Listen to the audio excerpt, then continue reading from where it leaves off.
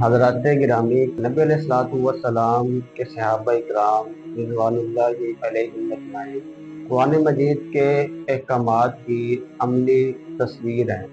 قرآن مجید میں آتا ہے کہ وما آتاکم الرسول فخذوہ وما نہاکم عنہ فانتہوا، کہ جو اللہ کے نبی صلی اللہ علیہ وسلم دیں اسے لے لو اور جس سے منع کریں اس سے رک جاؤ۔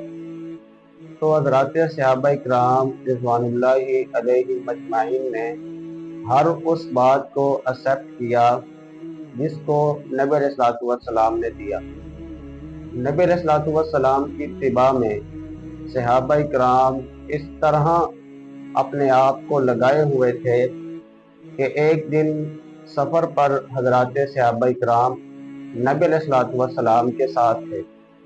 سفر بھی لمبا تھا، گرمی بھی بہت زیادہ تھی اور سامان بھی بہت زیادہ تھا۔ صحابہ کرام تھک گئے اور کہنے لگے اللہ کے نبی جی تھوڑی دیر کے لیے ریسٹ کر لیا جائے کہ سفر بھی طویل ہے، گرمی بھی بہت زیادہ ہے اور اتنا سامان ہے کہ ہم سے اٹھایا نہیں جا رہا۔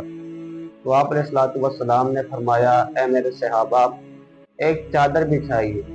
صحابہ کرام نے ایک چادر بچھائی تو آپ نے فرمایا میرے صحابہ اپنا سارے کا سارا مال اس چادر پر رکھیے۔ صحابہ کرام نے سارا مال رکھا۔ آپ نے فرمایا اس کو ایک گڈی کی صورت بنا دیجیے اور پھر فرمایا اے میرے صحابی سیدنا مہران آئیے اور یہ سارا سامان اٹھائیں۔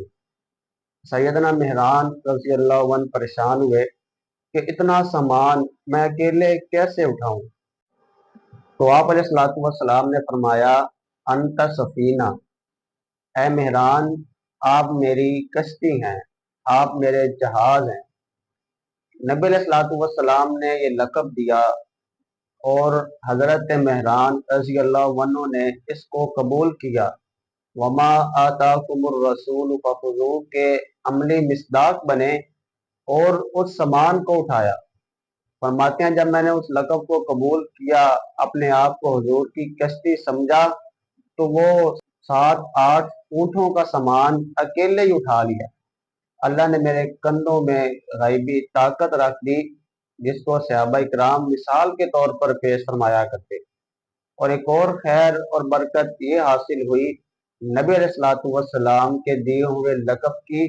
فرماتے ہیں میں ایک دن جنگل میں تھا تو اپنے ساتھیوں سے علیحدہ ہو گیا، قافلے سے جدا ہو گیا۔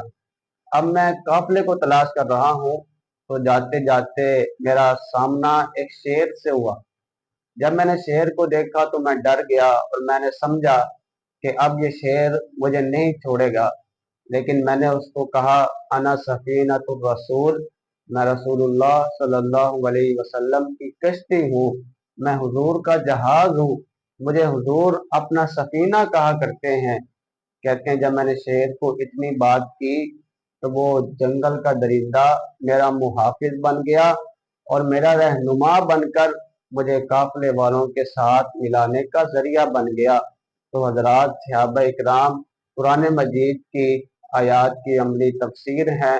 صحابہ اکرام نے اتباع رسول کا حق ادا کیا ہے جو آپ کے لیے اور میرے لیے نمونہ ہے۔ تو آپ اور میں ہر نبی علیہ الصلوۃ والسلام کے فرمان کو مانیں، یہ نہ دیکھیں کہ اس میں ہمیں کیا حاصل ہوگا، بلکہ جو آپ نے فرمایا ہے وہی خیر اور برکت کا ذریعہ ہے۔